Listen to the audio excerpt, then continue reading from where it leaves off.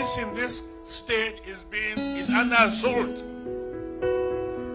There's an attempt at ethnic cleansing in this state and, of course, in all the riverine states of Nigeria.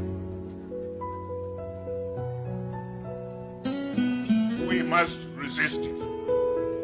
We must stop it. Every one of us must rise up. The armed forces are not neutral. They collude. They collude. They collude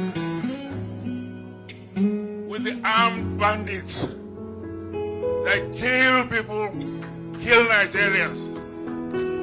They facilitate their movements. They cover them. If you are depending on the armed forces to stop the killings, you will all die one by one.